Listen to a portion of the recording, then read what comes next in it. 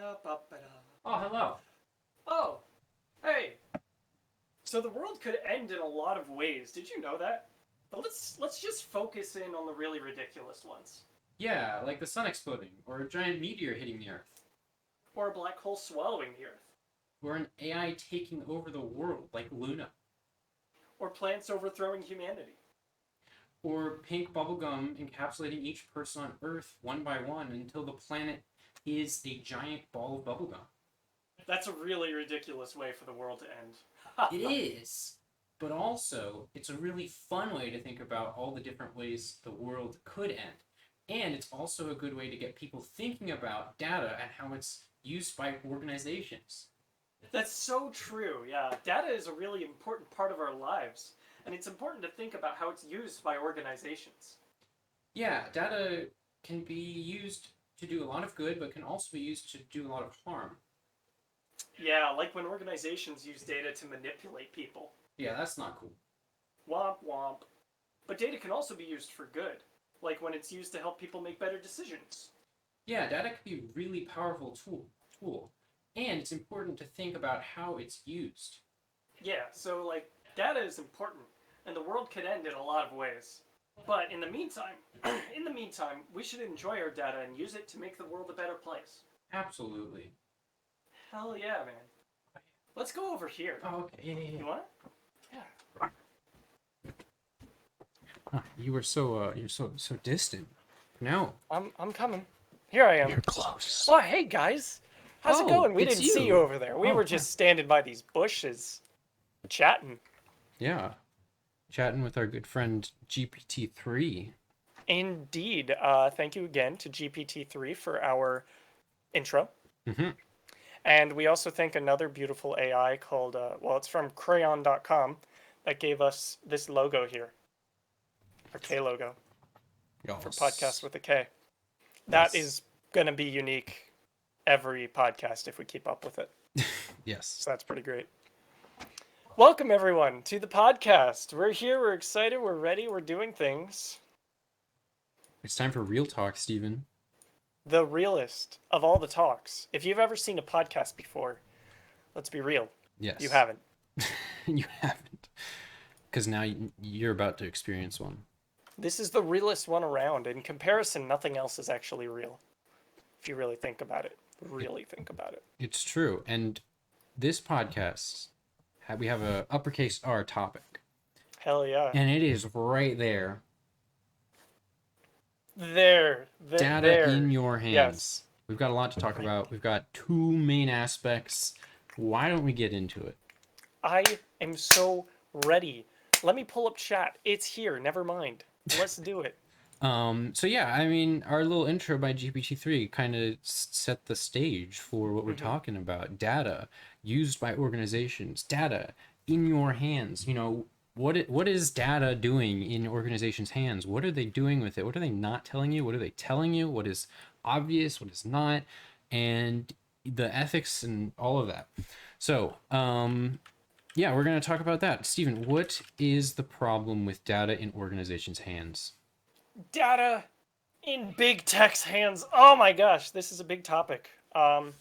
Let's see. Overall, big picture view, I guess. I'll start with. Your data is worth money.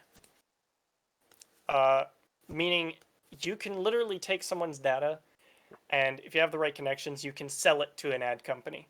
And they will eat up that person's personal information and use it for things to rake in more money. Mm-hmm.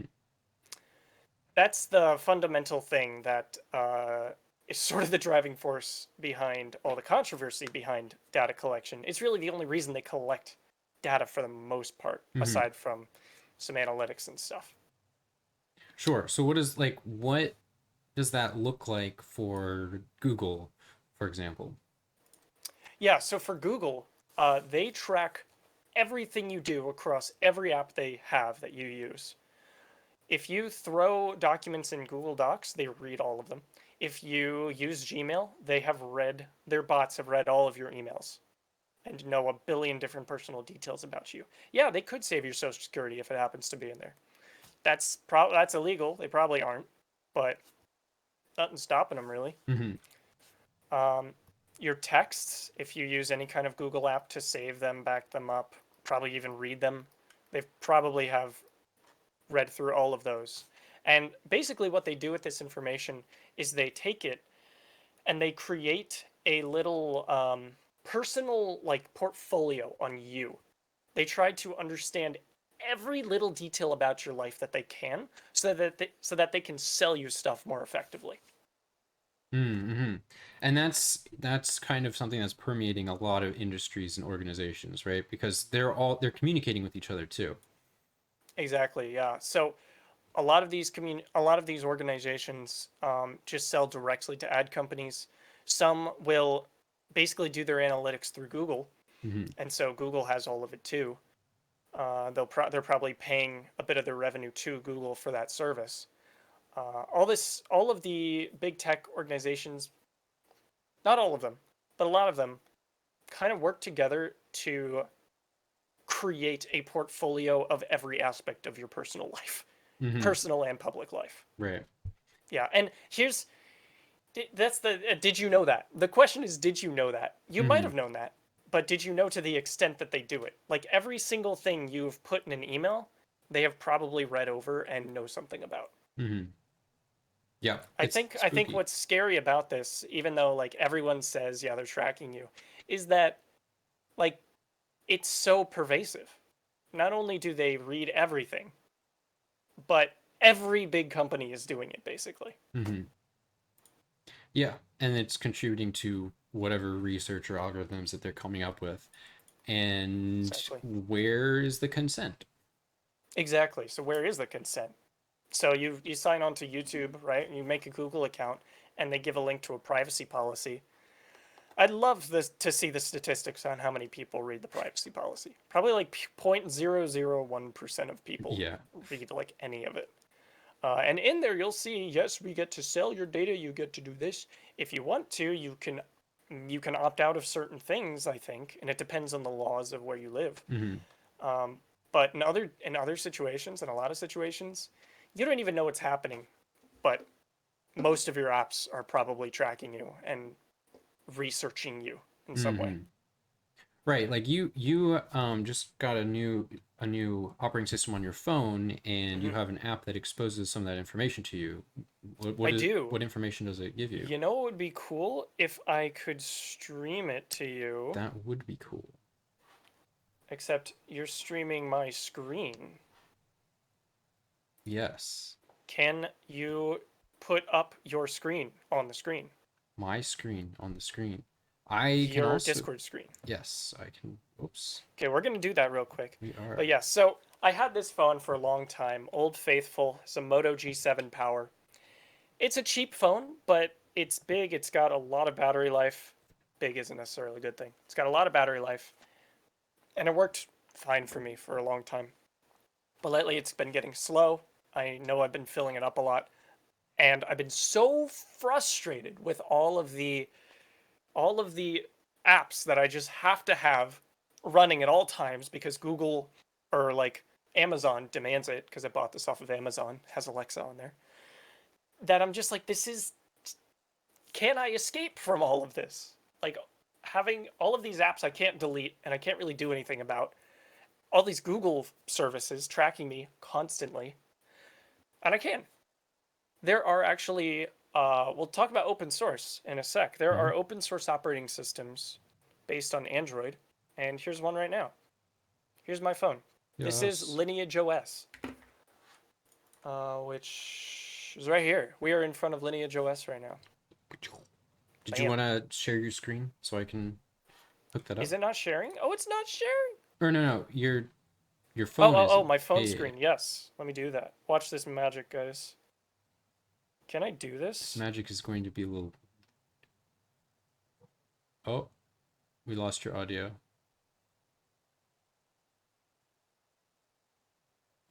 Can you do audio through? Hello. Oh, we're getting audio from your phone now. Oh, okay, wait, hold Yeah. on. You're not hooked up yet. So, There. Okay, you can see me on there. I will share my screen. Okay, can you see it? yeah, 1 second. Let me pop it out. Okay, this And is then, cool. Okay, I popped it out, and then I just need to select. Hook it up here. Okay, technical difficulties, everyone. We'll fix this real quick, right? Like, so this is an open source operating system. Now, what that means specifically for this one is that we're back. Here we are. Yeah. Oh, we got my phone here. All right. Your audio is through Through the my phone right now. Yeah. I can do it through Meets for now. Oh goodness, but then I'm hearing you twice. Yes, I'll mute my Discord. Yeah. No, I'll mute my Discord on my phone. Okay, am I good? Yeah, you're loud. But... Okay, I will back it up. I will speak quieter. How's that? Say something. Okay, testing 1 2 3. Okay, let's go with that. Okay, so this is my home screen. And what's special about Lineage OS is that it is Android, but it removed basically all traces of Google software from it. So if I look at my apps, I don't think I have a single Google app on here. You know what that means is that they aren't constantly tracking me, at least through their apps. It has a couple services that mimic Google services in order to make a couple things work, but they remove the trackers and make it a lot more respectful of your privacy and your data. So this is something you can absolutely do. Just about anyone can do this on their Android phone. I did it. It took a day once I had the phone working and ready. It takes a little technical knowledge, but there are tutorials out there. And this is just one way you can sort of stick it to the man and take back a little bit of privacy in your life. Now, I'm going to switch back here. Okay. Here we go. All right. Am I good? Okay, I'm good. Yep. Okay. Let me turn back on your screen share. Yeah, back on my back. There we go.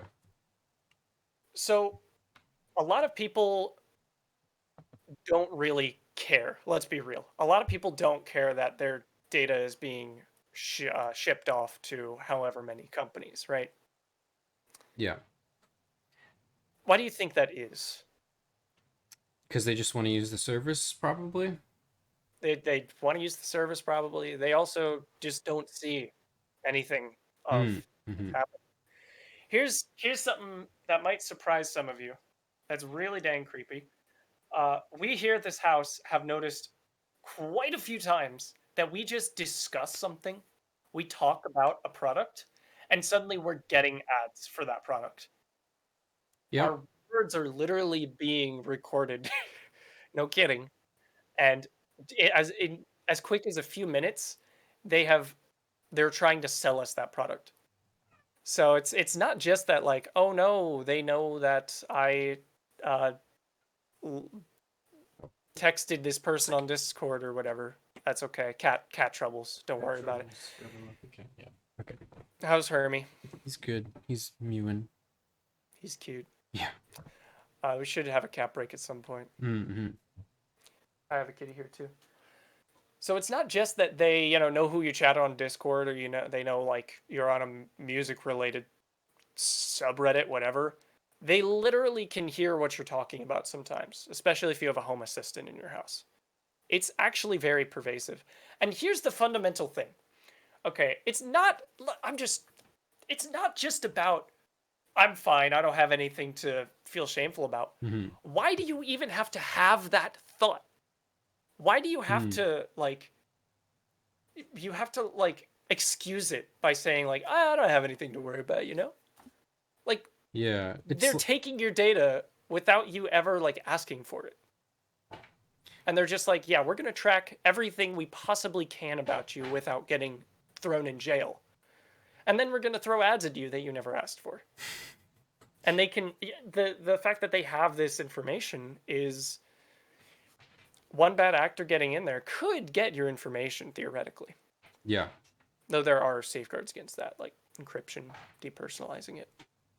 True. Nonetheless, if you feel similar to me, if anyone here feels similar to me watching this, there are absolutely ways to avoid this. Throwing it out there. Open source is a big one. What's great about open source for this reason. Sure. Yeah. For this reason, open source is great for this reason because you know exactly you can know exactly what your programs are doing. Mm-hmm. If you download Gmail, Google Drive, any of these apps, go on these websites, you have no clue what they're doing on the other end, behind closed doors. They could be doing anything they want with that app while you're reading it. They could be reading your email, they could be tracking what you're typing, and you literally have no way of finding out, essentially. Open source is where you have access to the source code of a program, which means you can see the actual code that they wrote, and you can see exactly what they're doing. There's nothing hidden. That's what's so wonderful about open source is you don't have to blindly trust in this random giant billion-dollar multinational organization. You can just be assured that it's safe. It's very simple, and I'll put it out there that it just makes me happy using apps that I know 50 other concerned citizens have looked at, have gone through security audits, and I can just genuinely trust what they're saying. I have grounding for that. You don't have any grounding for trusting Google or Facebook or arguably even Microsoft. Right. Yeah, and the other thing, especially with Google and Facebook, they're free services, and you're basically paying with your data. Exactly. Because that's how they're selling it to ad corporations so that you can get ads. That's how they get their money. That's their revenue model. Right. It's everyone knows how great a service Google Drive, Gmail is. It's amazing that it's free, right? But actually it's not. They're making money off of you by stealing everything you use that software for and selling it to people who want to know that information. Right? It's if I were to pay a contractor to work on my house and they were like, no, I'll do it for free. And then they gave you a 60-page document to read through and you're just like, I'll sign it, whatever. And then they go in and map out every inch of your house and every little piece of technology in your house, make a note of what type of locks are in every door. They do all of that and they sell it to an interested party. And you're just like, whoa, bro, what are you doing? What are you doing? And he's like, nothing. This is normal. Everyone does this. Why are you worried? Do you have something to hide? Yeah. It's no, not necessarily. But what if I do one day? There's nothing wrong with having something to hide. Or just not, because... or not necessarily having something to hide, just not wanting somebody to see it, right? Yeah, exactly. This is a very American thing to say, but say that you don't agree with some of your government's practices and you follow a group that is doing nonviolent protests and stuff. But you're afraid there's going to be backlash or something. You don't want all of these companies to have that information. You don't want that. And that's not unethical. That's just completely reasonable. You have no reason particularly to trust the government with your data or Google or Facebook. Yeah. It's just a matter of self-autonomy in my mind. Yeah, and there are security forums on Reddit and different places that you can find specifications of what is known as far as encryption goes, as far as security goes, with open source software and with closed source software, as much as they can know. Or if okay, Hermie. Goodness, Okay, cat break. Type on something. Hermie. Kitty break. Kitty break. This is Angel. Oh, you're biting me. Oh, ouch. No. Oh, no. Oh, I'm so mad. Oh, no.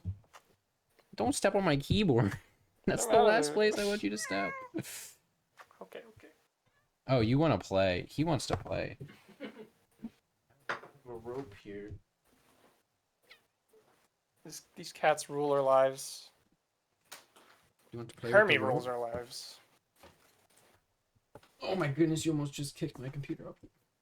Holy crap. Hermie, stop it! Hermie, don't do it! Over here. Oh, Hermie. there, you're over here. You're so cute! You cute. This is cute. Oh, he's gone. How long have I been doing that? What? I was Oh. douchey-gooing at him. Oh, you can't see him unless I remove my green screen. No. He's here. I'm petting him with this hand. Whoa. Invisible cat. Magic. Where were we? Right, so you can, like you were talking about the security audits, like you can find those audits and there are like a bit more readable versions that just contain like high level, this is what the application supports, this is how secure it is, these are the vulnerabilities, and so you can know what your software is capable of, or you can know if it's closed source, what they're claiming at least. Exactly, because with closed source software, they're hiring these auditing companies. And if the auditors do lie, that's going to just tank their reputation. But nonetheless, without seeing the source code, you really don't have assurance of anything. Yeah. So if some company, some closed source software company gets a security audit, remember that they are paying them to do this, like a lot of money. So like if it's a disappointing audit, maybe they'll tweak it a little, make it sound a little nicer. But that's the point of the matter, is that you cannot know unless you have the source code. Right. Open source. FOSS. This is different. This is free and open source software. So another thing about what's nice about open source software that I find very wholesome, just kind of a feel-good thing, is that the people who make it they generally have kind of pragmatic or humanistic virtues or intent behind what they're doing. Every single big company in the world is always going to prioritize money, unless the law forces them not to, or unless maybe it's part of their like reputation. It would tank their reputation if they didn't. But the people who make free and open source software aren't looking for money and aren't looking to exploit you, because they've shown everything they've made. They made everything laid bare. You can check it yourself and do what you want with it. Yeah. Surprisingly, there are a ton of programs that are free and open source that are very, very, what's the term? Competent, and can replace things you use every day that you've taken for granted, that are paying for themselves using your personal information. There are great alternatives to Gmail. There are great alternatives to Microsoft Word and Google Drive. OpenOffice is surprisingly usable. It is actually quite nice. You're not going to get the same syncing functionality by default, but there are free and open source programs that'll sync things for you too. So it's also not as good with spreadsheets that are like a million lines long. That's true. That's true. Anyways. So that's not to say you shouldn't ever use Microsoft Word or Excel. But if you want some peace of mind, you want some privacy, you want to make that your default instead of the default being exposing everything, you can consider switching some apps. Yeah. Yeah. And so once you have... Go ahead. We're using one free and open source app right now and another kind of open source app. Yeah. We're using a thing called Screen Task to share screens over our Wi-Fi. So it's just a local connection. So that's the background that you're seeing behind us. Yes, indeed. And we're using Streamlabs OBS. We were using OBS for the prior podcast. We were having some audio issues, so we're testing that out. So those are... OBS is an open broadcast studio is what it's called. So it's an open source tool that you can modify the code, and that's what Streamlabs did. So yeah, and then Streamlabs took it and made it its own sort of project, and that's what we're using now. It's really nice. You will be surprised if people start looking into open source software how good it can be. It can be exceptional, yet you'll never hear about it because the big names have advertised themselves so well. Yep. But you'll just never know if you don't look it up. Yep, I think we're probably next podcast we're going to experiment with a different local video share and background Yes. replacement. So that will become I don't know if it'll all be open source, but it'll all be like local things that we're controlling. It's not going through Microsoft or Google. Um, so yeah, Hmm. we'll give an update with that too. Yeah, maybe one day we'll go full open source. Maybe we'll just have click one button and our podcast will run. That would be nice. That would be sick. So once you have control over your data, right? Say you've gone open source, but say data is just particularly interesting to you. Hmm. You have it in your hands. You have some level of control over it. What can you do with data? What makes it so interesting, so useful, right? Yeah, I mean, you can do a lot of things with data. You can process it. You can look for patterns. Hmm. I like looking for patterns in data, especially if it's useful. Sometimes you can do it for fun. Other times, like you can just like find things that happen to be cool in the data, or you have some sort of purpose for it. Like Christian, you are so funny. what? You are really funny about data. Why? Um, that's not meant to be an insult in any way, shape, or form. That is meant to be like, it's kind of cute how like you could just dive in to something like that, and like, I don't know, it just tickles your brain cells and you can just get a lot out of a huge pile of data. You Yeah. just love doing that. I. That's not my favorite part of computer science, but Mm-hmm. like you do it all the time, Yep. and it makes it interesting because I see the kinds of applications and crazy things you can do with it. Mm-hmm. So, can you tell me a little bit about your adventures with data? Like, what's that been like for you? Sure. I mean, I guess I could start earlier in time and progress forward.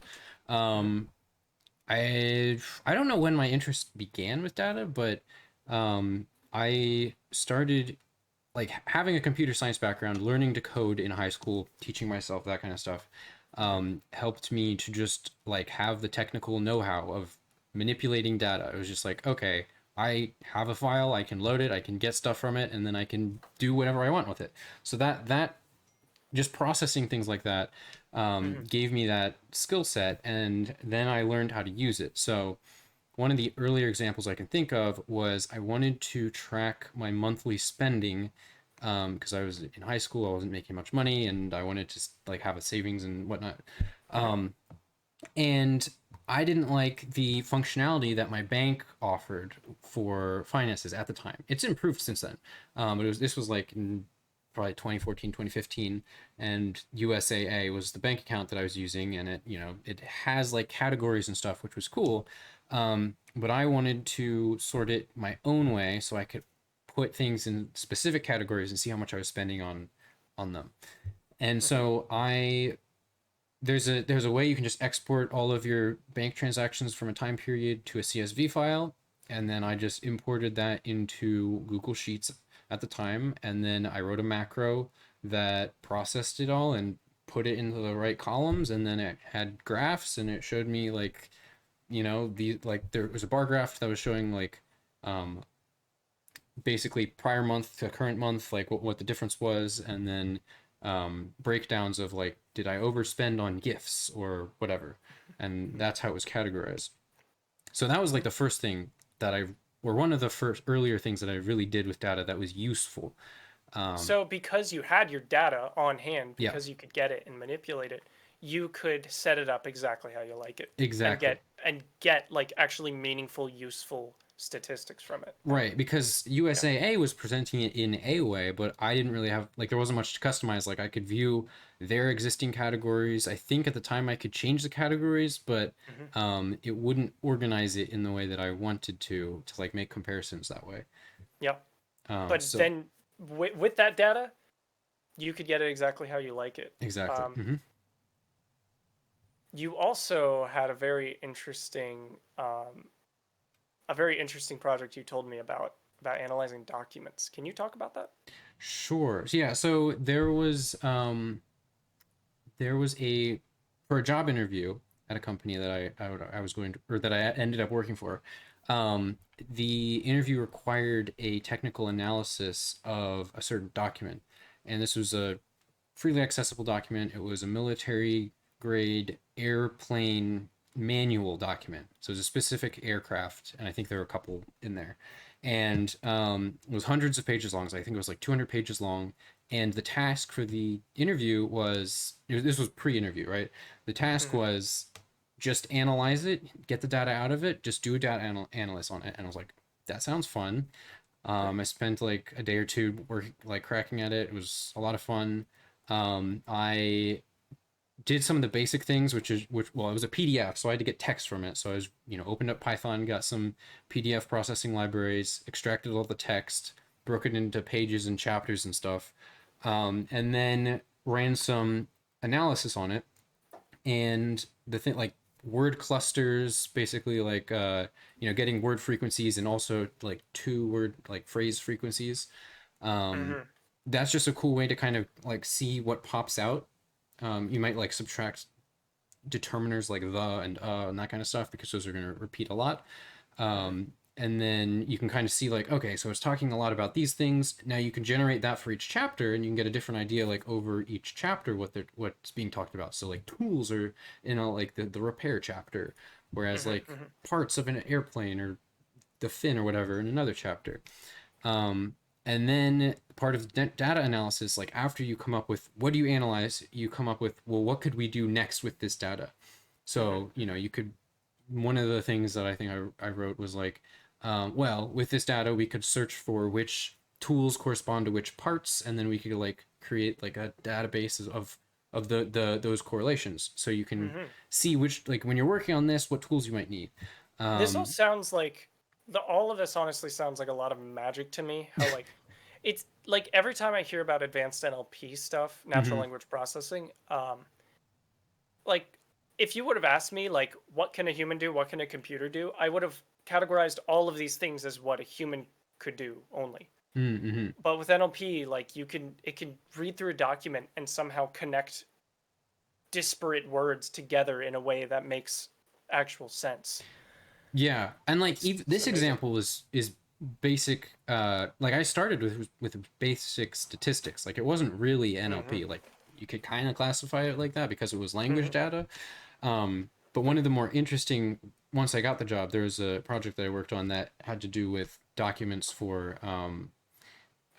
shipping and stuff, like boats, and used named entity recognition, which is basically determining actual entities in the sentence. So like this is the name of the ship, or this is the name of the captain, or this is the date, or this is like the weather, and it would pull those out of the text and present it in an interesting way, so you could kind of just get that high level view of the data. So that was a pretty cool way to use data, and like it was just a text document before, so right. And then you can make a really nice presentation that is actually meaningful and enlightens the people who read it. Yeah. Well, I know that you were working very hard on something else related to data, and something that potentially anyone, including anyone watching this podcast, could have access to and could play with. Yes. DWAC, right? Yes, it's called DWAC, DWAK, data with a K. And right now we're in prototyping phase, getting it working. Eventually it will hopefully be accessible to anybody. That is the logo right there, that we're using right now, at least. Yeah, hopefully it will be accessible to everybody, and you can just use it to process your own data. That is kind of the main theme of data with a K. So what does it do? What is it at a high level? It's abstract.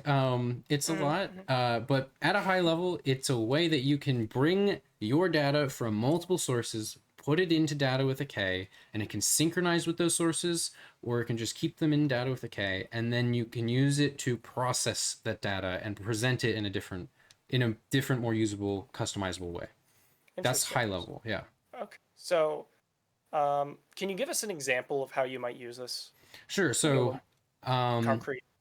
Yeah. So there's a couple different things that you can do. Like, I guess one example would be, I brought up the financial example earlier. So I'm going to use a similar example. Like, say you go to like a restaurant with like a bunch of friends, like 10 people, and it's just simpler to pay for the bill with one person. So you just do that, and then everybody's going to pay you back for their amounts. So you get the bill, you get the receipt, you save the receipt, and then just imagine this world where you take a picture of this receipt, you upload it to Data with a K, it scans the receipt, finds all of the items in it, and then it sees the last four digits of the transaction and it matches it to your bank account and card number. And then it's like, this transaction was this receipt. And then your friends paid you in different ways. Somebody paid you on Zelle, somebody paid you on PayPal, somebody paid you on Cash App, Venmo, right? All these different ways. And you have hooks to sync into all of those applications with Data with K, and it said, oh, those transactions were made in this time frame, and the message said thanks for the burger or whatever, and then it links those to the receipt, and it shows you that those were reimbursements for that transaction. So now when you look at your receipt, it says that you paid this much and your friends paid you back like this much, so then the result is this, which is useful because, for example, if you're looking at like just your bank transactions and you're like, how much did I spend on food this month? Oh, restaurants, I spent like $100 or like just that day, and it's like, that's an anomaly. You freak out for a second and then you're like, wait, I paid for everyone's. Wait, did everyone pay me back? Right? Yeah, Start exactly. worrying about it.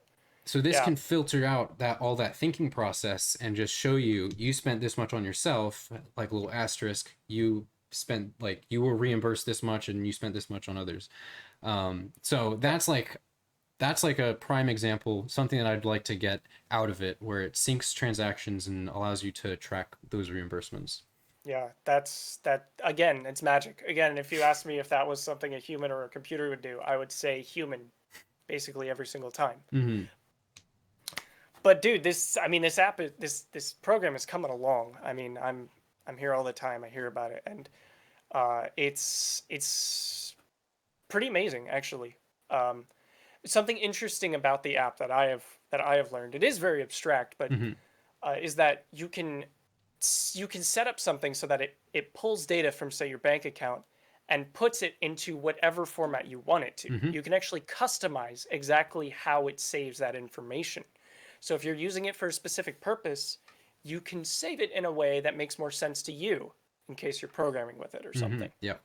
Now, for the people who are or aren't programming, what else can it do with your data? What else can it do that's useful? Sure. So let me think. What was another example I was thinking of? Right. So like, say everybody takes, or not everybody, a lot of people take notes. Yep.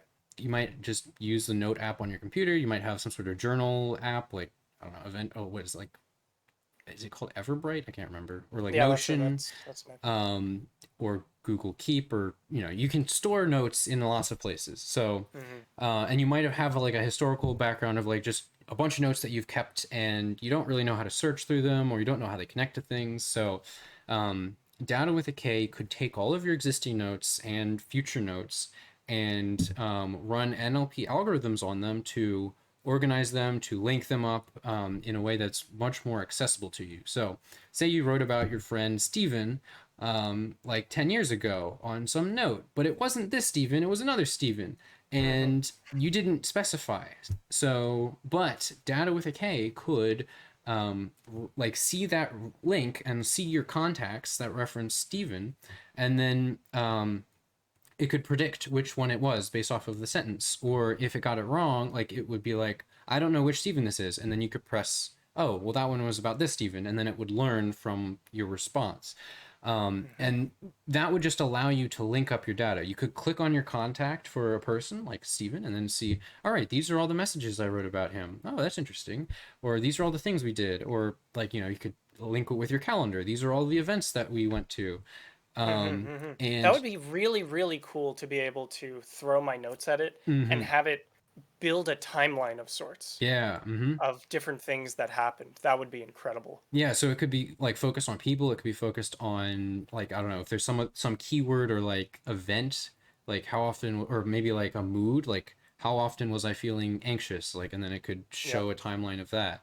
True. Yeah, if you have a mood tracker. Yeah. The other something, it's kind of funny. saying that, I felt the same feeling I got thinking about like big companies stealing Mhm. my data. But here's the thing about DWAC is that you can run it completely offline. That's Yep. the whole idea. It's all on your machine. It can be encrypted as private as you want. So all that fancy stuff Google does with like, predicting email responses, text message responses, all of that, everything it does to make your life feel kind of it's magic how it can make suggestions for you. You can do that for yourself. Yep. And that's kind of what the app is for. Yep, all of the models that it trains would be on the machine that you're hosting it on, and you could delete them if you wanted to, like remove, like if you just for some reason wanted to remove them or reset them, or maybe we'll have like backup points if you wanted to remove them at some point. But yeah, like it would all be in your hands. That's the whole point of Data with a K. Mm-hmm. Now we don't know whether or not it'll be open source yet. No, not quite. And Sure. if it ever is, it will be once it's actually a secure app. Yeah. If it ever is. But this will put your data back in your hands locally on your computer, Mm-hmm. which is much more comfortable than sending it off to 50 servers in God knows where. Yep. For sure. Heck yeah. Heck yeah. Exciting. Data with a K, get hyped. Yep. This logo again, made by crayon.com. It's not All the way up it's there. not Data with a K. No. It's not. It looks like it. That's because we told it to generate something similar. Yeah. It's like the same, except the rotated 180 degrees as Yeah, far the as the color orange is- goes, and then yeah, separation.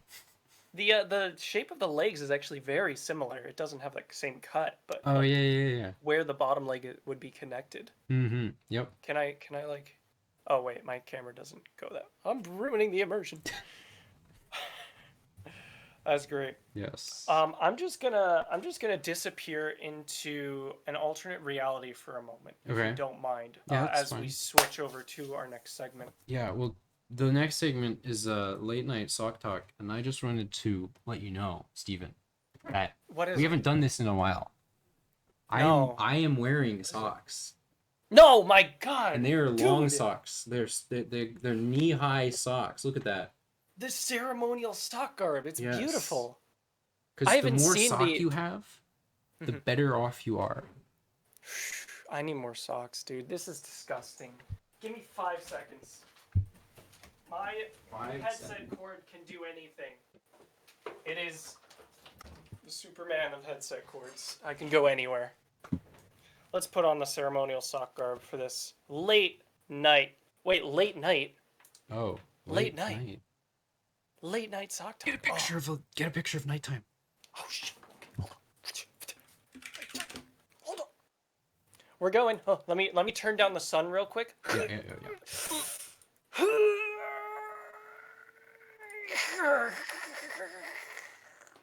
Yeah. Ah, there we go. There we go. Whew. We made it. We are at late night sock talk. Oh, how's it going, guys? This is time. late night sock talk featuring me, young Gore. That's my sock dimension moniker. And this here, what name did the sock gods give you? San Amiji. How's it going, Sadamichi? It's going well. Dude, so what's the latest on the sock sip? The sock sip. Yeah, Well, the sock sip. I was on sick talk. Oh, earlier. the early day sick talk. Yeah, sick talk. Early day nice. sick talk app. I was just scrolling yeah. through, seeing all the beautiful things that are going on, and oh my goodness, you don't even believe it. There was What a is it? What is it? sock. There was a What? sock. What about it? It was huge. Oh, It was like bigger than a house. It was a house sock. oh my God! The gods are keeping you from. They're burning a hole in your head. Oh, 7 minutes. You. I forgot what your name was. Oh, yeah. be careful. It's okay. It's okay. Yeah, heal the it, socks, heal it. The Put socks will one of- protect me. Put a medical garb on your head. A medical sock. Yes. Let it heal your wounds. Let it heal your emotional burdens. Oh, that looks so good. Yes. Wow. That's incredible. Okay. You were saying a gigantic sock. Yes. That's remarkable. How big is it? As big big as was it? as big as a house. Oh, Yes. I want that. I know. Where did they find it? Who grew it? I think they found a seed. Uh-huh. It was this big. Whoa, it was shining? No, it was this big. This big. Do you see the gap? Oh wow, that's somewhat small. Yeah, it was that big. It could That's fit in tiny. between your fingerprints. Whoa. And That's amazing. they had it, and he blew it, and then 25 seconds later, 25. Whoa! there was a house. A gigantic sock house? Yeah. That's incredible. How Ooh. much does it go for on the current market?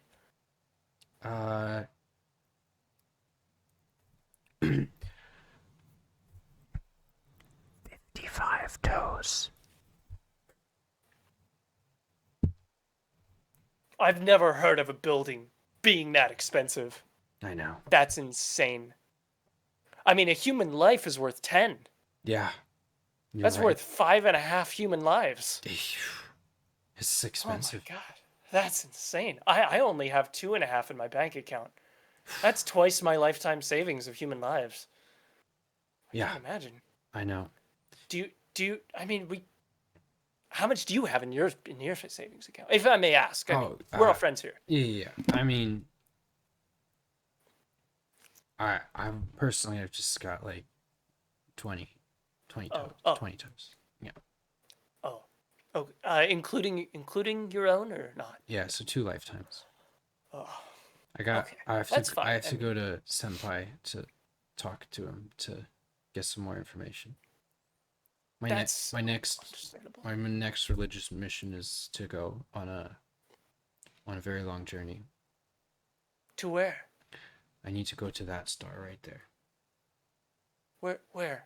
Right. Oh, right there? Yeah, so Whoa. That's What are you going to do there? What is your mission? my mission is to make a sock that encapsulates a star. Wow. Yeah. That's fantastic. Yeah. How are you going to make it? Can I help? Yes, I would love help. I'm going to use my pocket knife. Excellent. I'm going to cut open. I'm going to do sacrilege, but for the greater good. I'm going to my cut many socks. No. You can't. You can't do that. That's against the intergalactic law. I'm going to put the socks together in a quilt sock. Samnonica. I never thought it would go this far. It's the only way. Why would you do such a thing? It's honestly, man, I have to feed my family. I have to give them. Samnonica, Yeah. you know, if you pay homage to the ancient relics, to the sock gods, they will reward you. You know this. It's not working. Samnonica, no. I was cursed, man. By whom? Who cursed you? The 42nd. Can we undo this curse? The 42nd sock god. No. How dare you speak his name, I'm sorry. Samnonica? Yeah. Have you seen the 42nd sock god? I think he showed me his butt.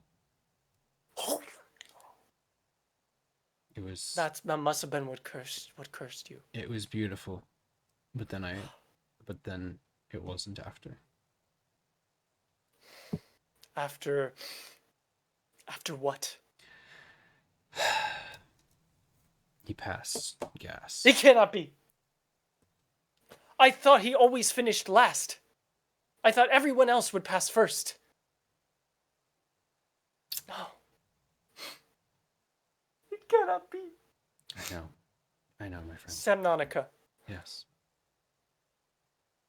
I've made a decision. What is your decision? I will help you on your journey. Thank you. May the sock gods not curse you. May the sock gods not curse you. Samnonica, prepare for your journey. Mm-hmm. Take your intergalactic travel pills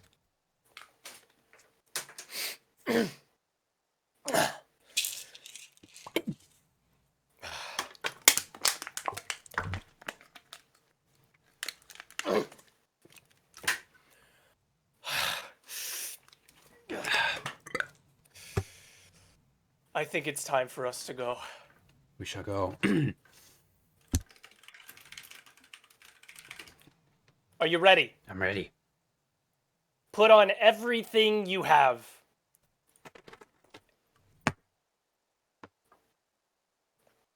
Every possible bit of protection you can. Remember to wear it. Prepare yourself, Semnonica. I'm prepared. Are you ready? Yes. Here we go.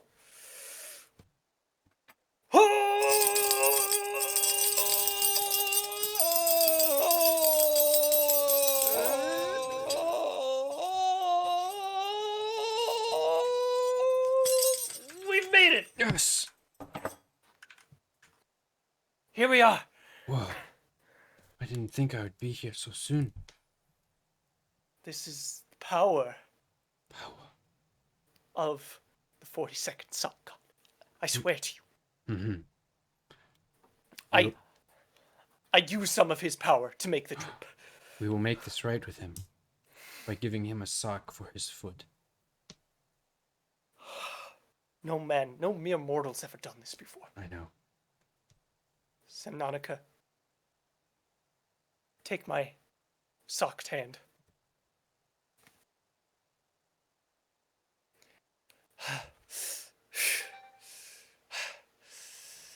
Let's begin. Yes. Start tearing them apart. All of them.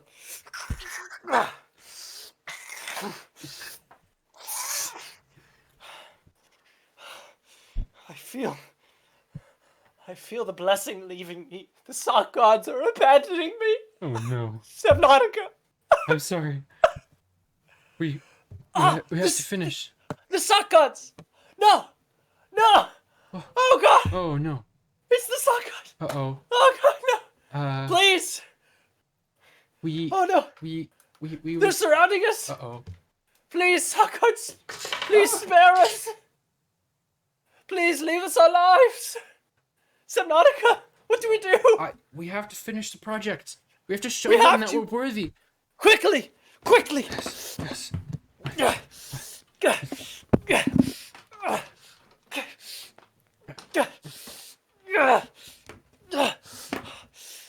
Okay. We're not fast enough. No, we Semnotica. need more. We need more. Semnotica, I don't know if we'll make it. Are we gonna have this enough? They're encroaching on us, Semnonica. How small is this star? It's... I see the other side. Whoa. I see the other side of the sock. Hurry, more. No. Okay. Oh, no. No. Please, What? Semnotica. What? Continue without me. No. No. Don't No. take... No. My friend. My friend. I'll do this in your favor. In remembrance of you. Until the end of time. Alright, the last piece must go on. Okay. I think I did it. Semnonica, Yes? I am the 42nd Sack God. Blessings, 40-second sack god. I only have... seen your offering, mortal. Yes. It's right here. Place it upon my foot. Here you go. This is the small end. I know it will expand to the size of your foot.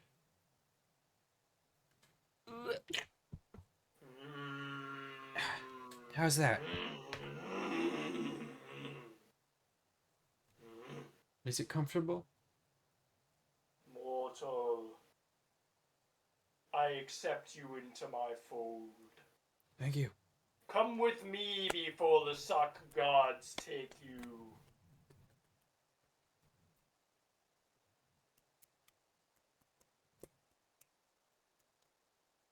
Oh, you know the ancient sock sign language. Yes. Climb aboard, my hand, young mortal. I will come. Climb I will do aboard. the proper rendition. Ah, yes. I have not seen this for a millennia. Perhaps 10 millennia have I waited to see this song again.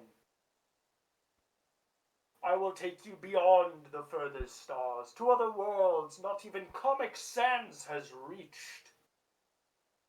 The gods will never find you, and never stop our conquest unto victory and the greatest glory of the sock god.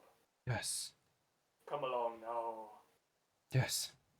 Let us go. Yes. Let's go. Whoa. Whoa. Whoa. There's a tree. Oh. Can you bring my friend back?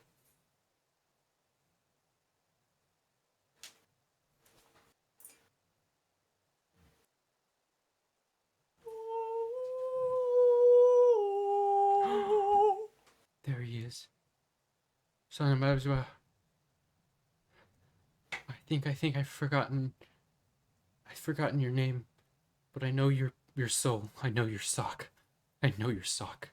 Samnanica. I'll never forget it.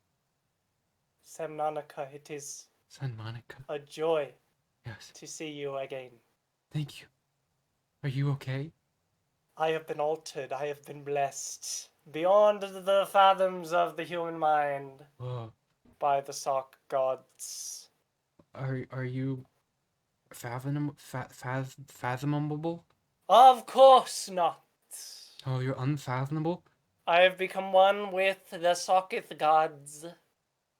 How and is thus, it's pretty chill. They're nice. Cool. They're a bit lazy, to be fair. I think the 42nd sock god, he's a little more, motivated. But overall, it is a blessing unlike any other. Whoa. The things I have seen, the understanding I have reached of the ancient sock rituals is beyond comparison. Whoa. But, my friend, unfortunately, I cannot say it. Instead, I will sign it. You will what? Sign it. And then what? Oh, yes. Single-handedly. Oh, my goodness. Subnautica! Yes. You are with a god beyond all blessing, beyond all the goodness of the great sock gods. Subnautica, I am sorry. What? But this is goodbye. For how long? How many? Until another time has been formed. Until another reality comes into being. Until the sock gods and the 42nd sock god can live in harmony. We must be separated. Oh, okay. Do you have my next mission? Samnanica. Yeah. Be loyal. Be loyal to your sock god. Yes. Live on until the next reality. Okay. I hope I to will- everything beyond us that we will meet again. Okay. I will see you with my next 10 toes.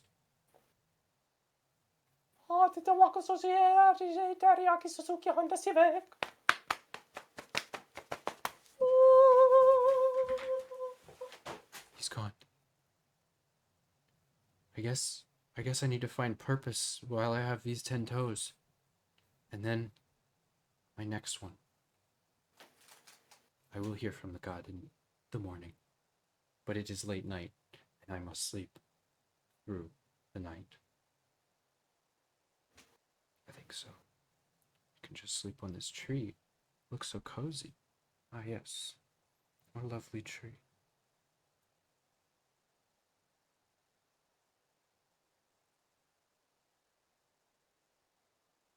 And it pans up.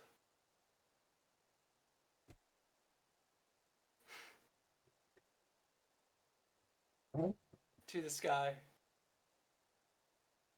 Giving a beautiful view of Earth where they began. Whoa. And scene! Soon. Ah!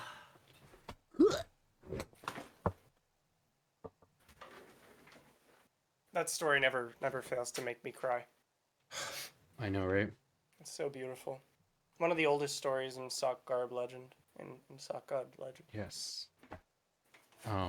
Was sock gore what? Yep. Sock Gorb? Sock Gorb? garb. Sock Yeah. garb. Yeah. Mm-hmm. Yeah. Garb. Gourd. What are you saying? You Garb. having a stroke right now? I'm just mixing the word garb and God. Oh, nice. Wait, what does garb mean? Does it mean something? Yes. Garbs. Garb? Yes. That's Yeah, what I was going it's for. clothing. It's Garments. Garments. Garments. Yes. Garments. Garments. Indeed. Sock Oh, boy. garments. Not Foss. Not Foss. Thank you. Not that either.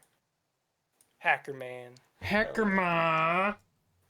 My friends, we have one more glorious, frightening, scary, spooky, but most of all, fascinating segment. We do. And it is what's Yo! world? We still got it, buddy. Oh, yeah. Oh, my God. Oh man. All right. All right. Oh, my goodness gracious, friend. I'm so ready. I'm so excited. And You know what this is know all what? about? What do I not know? Or what do I know? I don't remember who went first last time, but I do remember I read this word and I think it was first. Maybe. Did you read what are you saying? I read these words on the screen. They're totally legible. They are. You did read them. What does that mean? What does what mean? That's what I remember from last time. Oh, okay.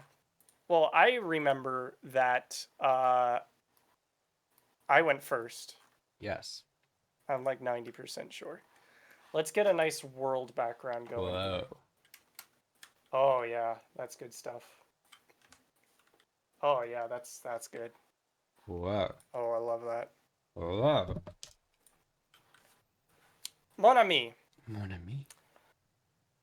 I have had this question on this little letterboard for close to 4 years now, waiting for the opportunity to show it, to ask you. I'm just now realizing that you are the person I was always meant to ask this question.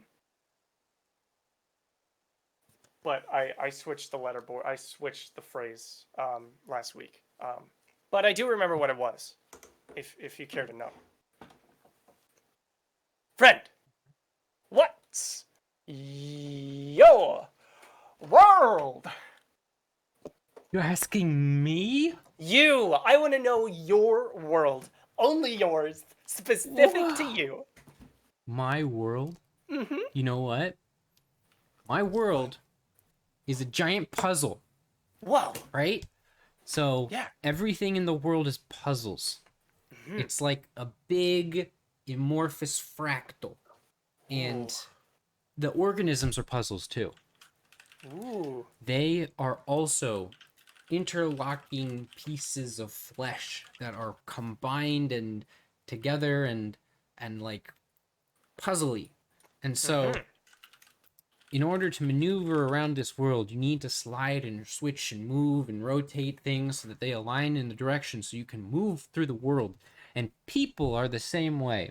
They want to digest something, they need to rotate their body so that it gets to the right spot. But what's cool is that they can automatically rotate parts of their body so that they don't need to do it all manually. Whoa. Especially when they're sleeping and their brain is like rotating like this so that they can Whoa. actually have the right cleaning processes.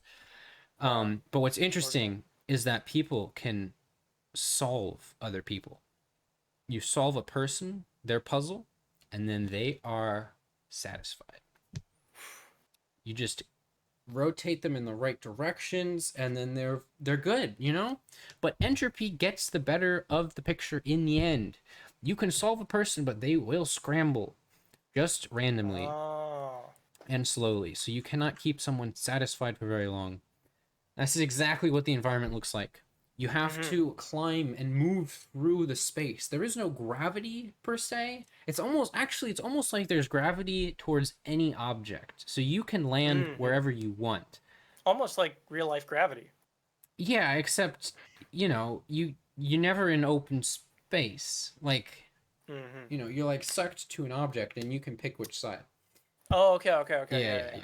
So it's there are like sides everywhere. Yeah. There's like, it's like a maze, like a 3D maze. And everybody's asking this question: how do you solve the puzzle of the world? Right? Will it solve the world's problems? Can you put it in a state such that the world is solved forever? This is what everybody's been talking about. You can solve a person, people can stay there and continue to keep you solved, but can you do it for the world? It seems to be just randomly messing itself up. And there are little communities where portions of the world are solved, but this puzzle is interdependent on all aspects. So it's very difficult to keep the whole thing solved. And because it's a fractal, it's just mind-bending to even think about what the world would look like if it were solved. If it was solved, right? Yeah. So people are trying to come up with solutions. Nobody knows what the solution is. Usually you explore and find it, but because there's no rule book, they just kind of have to go with their gut feeling. Some people speculate that everything is solved as it is. It doesn't need to be put in a certain place. It's just that's how it is. That's how it's solved. Like, why do you need to force it to be a certain way? Just like let nature go the way nature goes, kind of a thing. And so everybody's got different opinions, but that's my world. It's a world of puzzles. That's really interesting. I bet they're really good at them at this point. Like you hand them like a Rubik's Cube and they're just like, you kidding me? Yeah. Like find the most efficient algorithm. It's a simple, yeah. I have some pictures actually straight from your world. Whoa. Yeah, if you're interested. I am. This is crayon.com, everyone. They took some pictures of his world. That's just like it. So this one, black and white image, but you can kind of see the fractals. I am imagining these are infinite spaces down here that you can fit into. This one as well, I thought just sort of showed off the different sides and how it's not one single surface area. Yeah. So I love the world. It's super interesting. Now, for this picture, is this just sort of the situation, like in a fractal, you can zoom infinitely? Yeah. Like if I were to zoom infinitely into one of these little cracks, would it just be like more space? Kind of. Like there is a smallest unit. We call it the Pays unit. And basically that's the smallest fractal that is interactable. Okay. So visually you can actually see beyond that.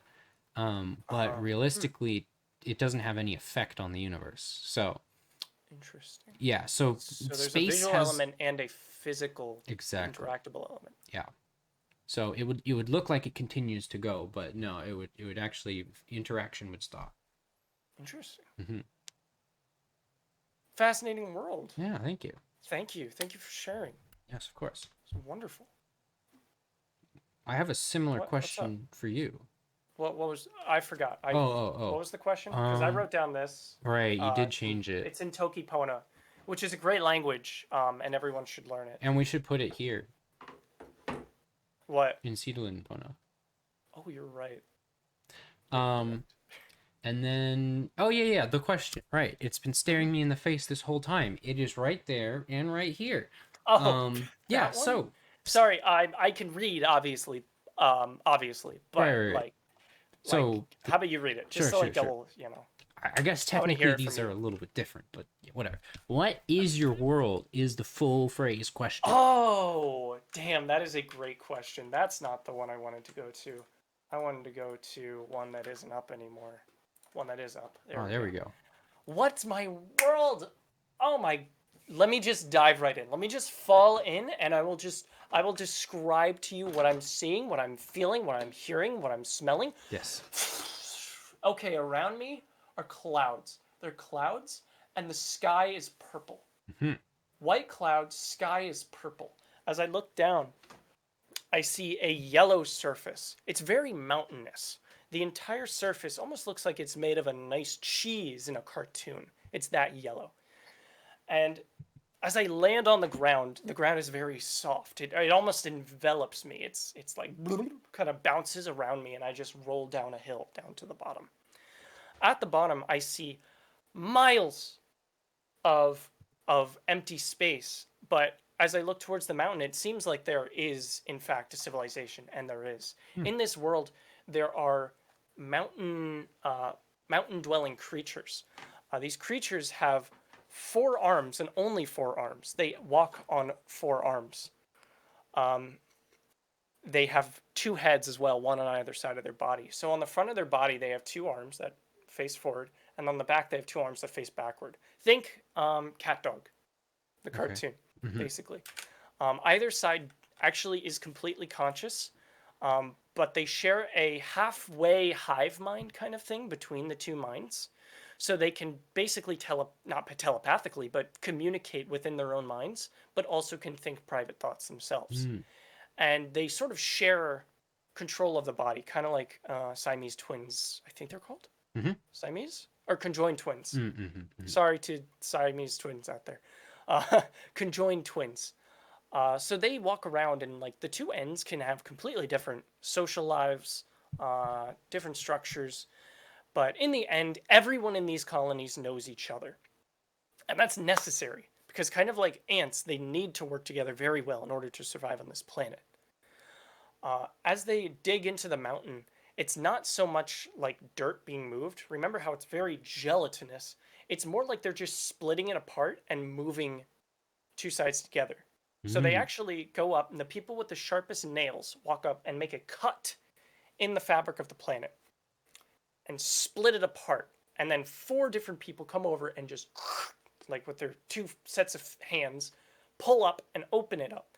And then the rest of these creatures walk in and start moving it around and shaping it and trying to pat it down so it stays in place. Whoa. So they start crawling in, they start digging upwards, making little like slides that you can just sort of crawl up, and they fill out the mountain as much as they can. The reason they go for the mountains and don't go underground or something like that is because the mountains exist for a reason. This planet is alive. It's a plant. Underneath the surface is a sprawling ecosystem of a sort of different kind of living substance. It's actually iron-based as opposed to carbon-based. And what the way it works is very different from how our bodies work, but what it ends up producing is hard metal, useful materials, and straight up artificial foods. So you want some fucking Rice Krispies? There's probably some part of the plant where if you plant it enough times, you kind of push it towards the right shape, it will form that kind of food. The Twinkies are the most common. Second most common is actually cowtail candy, just because it's so easy to make. Interesting. So they go running around looking inside this mountain, because the mountains are created because of a sprout from the planet that rises up in the surface and pushes the surface upwards. And once they reach that sprout and all its roots, they can start sort of selectively breeding what they want to get food and to get supplies. Nothing on the surface of the planet actually grows anything. It's a not viscous, it's a hard, almost rubbery, but way more elasticity substance that just coats the entire surface of the planet. It's kind of like the entire planet was flex sealed. Interesting. They crawl inside, they dig out space for themselves. The mountains get bigger as they get inside because they're not moving the dirt outside, they're just making space. And then they start growing these substances. there are multiple civilizations on this world. Each set of monsters, I don't know if I'd call them monsters, are different. So these are the Handsies, and there's another set of people called the Rods. These Rods are, they're basically like a stick-like organism that walks by bending end over end. Mm-hmm. Now, these can't dig as easily into the ground. What they end up doing is they climb on top of each other. They climb until they're a tower, very high in the air. They stack. They're each about 10 feet high, each of them, and they stack 100 feet into the air. And then all of them jump at once, and with the impact, drill into the surface of the planet. So that pushes like 3 of them past the rubber layer of the planet down into the organic material. And from there, it's basically a gigantic root ball. The dirt is on the place where it actually gets its nutrition is from a star inside of the planet that supplies energy to the plant planet, Mm-hmm. and that forms this very tightly interweaved collection of thick roots. So the rods push down inside, and start wrapping around like bits of food and stuff, and break it off, and then working together, they make sort of an intermeshed fabric of rods, and they let the others climb out and escape with the food. Mm. So they break past the surface of the planet again and deliver food to the rest of the colony. Wow, it's an interesting ecosystem. They bring it up to the surface and consume it. One of the ends has a mouth, essentially. And unfortunately, there are wars. Now, there are battles between the different civilizations. This is just 2 examples. Mm-hmm. Now, it's not over food, because each of them can really get as much food as they want. It's actually about reputation, largely. Okay. All of them have an innate wonder and adoration for the planet they live on. And they all want to prove to the planet, because they believe that it is conscious, that they love it the most. They are its best caretakers. They respect the planet way more than the others, so they don't take too much. They make sure to replant when needed, and they don't hurt the planet's ecosystem. Now, they fight each other because they believe the others are not taking care of the planet the way they should. They believe they're taking too much food. They're being greedy. So, for instance, the Rods are horribly offended that the Handsies go over and shove around the surface of the planet and just make room for themselves. Like they're such a big deal, right? Mm-hmm. So they go and they want to destroy them. They think they're harming the planet. The Handsies, on the other hand, see the Rods puncturing through the surface of the planet, and they're like, the planet didn't even offer anything to you. See, the planet pushed up through the surface for the Handsies to get food, but the Rods are piercing the surface of the planet. So they think this is so disrespectful. The planet didn't give you this stuff. You're taking it. The Rods think they're doing less damage, though. So the Handsies want to destroy the Rods. And this is widespread over the entire planet. So there's Handsies versus Rods. There's Rods versus canneries. That's a flying organism. There's huge wars across this planet. It's kind of in a constant state of basically the most offensive creatures that hurt the planet the most end up getting killed off, because alliances get formed and they decide, yeah, we want to get rid of these guys. They're hurting the ecosystem. We want to destroy them. And slowly but surely, this planet is kind of going the opposite direction of the Earth. It's actually naturally improving its ecosystem and protecting it better. And that's my planet. That's my world. That's cool. I don't know what to say. You've got a lot going on there. Yeah. So, I have It was a lot. I've sent some images. Oh my god. Yeah. Okay. Let's see here. That was the second attempt. I actually really like this one. Which one? This one? Yeah, the first attempt was the one that ended up with lots of SpongeBob's. Yeah, I see that. Sponge World, that's what it was. Yeah. Mm-hmm. Yeah. Yeah, I would say the organisms themselves aren't all yellow. This might be a little more accurate. Mm-hmm. 2 arms here, 2 arms here, 2 arms here, 2 arms here. There's a little too many arms here. A lot of these. Yeah. Um, Oh, that top one's cute. this one, that is pretty damn cute, yeah. Let's say they look kind of like this, but like arms at the front and arms at the back. That's generally what they look like. This is pretty good. This is a every straight segment is a rod. Ah, yeah. So this is them Climbing piercing on the each other. surface Okay. and trying to dig down into the world. So this is them Whoa. almost breaching the barrier, Mm-hmm. right? So this one's trying to find it, but it's a little out of the way. This one's almost there. This one's getting really close. That's kind of what it looks like. Yeah, and this is sort of what the surface of the planet looks like underneath and on top. Whoa. You know, dark splotches. It sort of changes throughout. This is generally what it is. Yeah. That's crazy. Yeah. They're so roddy. Yeah, they I mean from afar they look like twigs almost. Yeah, right? Yeah, but actually this is 10 feet high. Yeah. So that's like 1, 2, 3, like, yeah, like Yeah, 50, 1, 2, 60. 3, 4, 5. Yeah, like 50 And there's a couple feet-ish. more trying to get on top.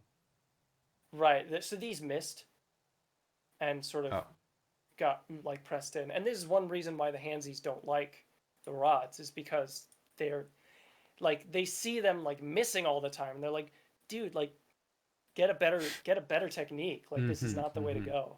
Let alone they're, you know, like it just feels like they're stealing stuff, you know. Yeah. You got any more? Yeah, I got one more. This is not what I was expecting. But I shouldn't have expected. Yeah. This is actually okay. That's funny because this is actually what the canneries look like. Mm-hmm. This right here. They don't have wings. They actually have little electrostatic feelers that let them fly around. So this is actually looking upwards at the sky. I think it's just underexposed, so it can't see the purple in the sky. But these feelers using electrostatic can let them levitate and move around and look for any exposed roots or anything. Mm-hmm. Yeah. Not a lot of people dislike the canneries because generally they just look around for what's already on the surface. And they can fly around, so it's hard to fight them anyway. I see. But I guess So the they do rods pretty could well. reach them. The rods could reach them, so they're definitely one of their main sort of competitors. They might knock the rods over when they don't mean, like when the rods are not ready to go down. Yeah, for some of these, like see how there's 2 here? Mm-hmm. Like this is a mess. This is probably due to a cannery strike Ah, yeah. that had a disagreement with their methods. Mm. Knocked them over. What were the Yeah, these canneries' guys- method for obtaining food? They fly around the planet and search for exposed roots. Ah, okay. Yeah, so there's not Right. many of those. They're very rare. The mountains are much more prevalent, Oh, this is... but they're Beautiful. able to fly far and see a big distance. So that's. I have that struck lets them get around. gold. Oh yeah. Maybe. Ooh, let me see. Whoa! Creatures with 4 hands and stick-like creature attack each other with a flying creature in a yellow world. Holy crap. Right? Dude, this is like a hieroglyphic. This is like a picture. These are hands jumping into the he's jumping into the air, attacking canneries. I swear. Whoa. There's a couple canneries in here. Yeah, they actually jumped up from the top of their mountain and are trying to take out the canneries. 100%. That's what that is. These are canneries on the ground. This is like from maybe 60 feet in the air. Mm-hmm. Yep, these are them just walking around. These are babies. These are them doing some great tricks. There's probably a couple of them together, given how many hands there are. A couple of them holding on together. These are 2 handsies that seem to have a rod hostage. Or maybe more than 2, because there's so many hands. Oh, yeah, This looks like another rod. This might be another rod. Hand. This might be actually a Carony that one's trying to take as prisoner as well. Mm-hmm. It's probably a scouting party. Probably. This is really cool. This is a whole nother organism, actually. These are the batarangs. Whoa. Yeah, so these are giant. These are kind of the terror of all the others. So you can see, like the handsies are huge. Look at how big this rod is. Mm-hmm. They're like 20 feet tall. The Wow. batarangs, look how much it towers over the handsies. Whoa. It's fucking massive, just absolutely massive. So the batarangs generally don't believe that any of the others really deserve to be there. They fly around and look for places that other creatures have already pierced, have already taken some stuff from, and they go down and throw them out of their own nest, essentially. They're able to basically pluck the top off of a mountain. So these handsies, you see they have to work together. Here's one jumping up to fight, right? This one threw this one. You can see that? Yeah. Threw this one up here, trying to grab its wing because its wings are thin and delicate, so it's trying to take it down. It's kind of like hyenas attacking, like, you know, a bull or something like, or a hippo or something like that. So a good amount of handsies can take down a batarang, but it is not without its losses for sure. And given that they all know each other, the social structure is very compact. A batarang attack is a huge blow, for sure. I mean, they're huge. They're huge, a huge blow, and like losing people in a handsies colony is tough because it takes a long time before they reach full maturity. That's one reason why. But yeah, these are beautiful. I don't know where you got these images. I just took a couple shots Wow. of very your nice. words. I love it. Yeah. So again, this is crayon.com. Check them out. Yes. And that is that world. That is Your that world. That is it, my friend. Glorious. Yes. Thanks for letting me share. It was fun. Of course. Hell yeah. It's cool to hear Worlds. and see. Mm-hmm. It's amazing that we can get a vision into these worlds like that. Yeah. It's so cool. So thank you, everyone. That is the conclusion of our podcast today. Yes. Thank you Thank for you watching. If you're checking out the recording, so much. Thank you so much. Thank you. Thank you. Thank you. Come to we had a all lot the of fun. podcasts. Or don't. I mean, honestly, come to the ones you want. Come to the ones that interest you, honestly. But though you never know what you're going to get with the late night sock talk and the True. What's Your World, you really have no idea. So even if you don't like the capital R real talk, you could check out the other segments. You might find something you like. Yeah, especially now with the worlds and the image generation. Yeah. Yeah. Yeah, there's so much like inspiration there, and it adds so much. Like, look at fucking first person perspectives of like fractals and mazes. Wow. Yeah. Like, what more could you ask for? Yeah. Except for Dolly 2. True. At some point, we Imagine. should stick up Dolly Mini into an AI upscaler, just locally, so we can just do whatever we want with it. That would be really cool. What were you gonna say? I just said imagine, riffing off of Imogen. We should. Oh, Imogen. Oh my gosh. If you guys don't know Imogen, that's Google's new image generation from text. It's too much. It's too good. It's unbelievable. Yep. Literally unbelievable. I'll just pull up a couple images. Well, That's not good. That's there you not go. good. Imogen. So these are actually generated images from these sentences. A brain riding a rocket ship heading towards the moon. The Toronto skyline with Google Brain logo written in fireworks. Like, these are photorealistic, basically. Bruh.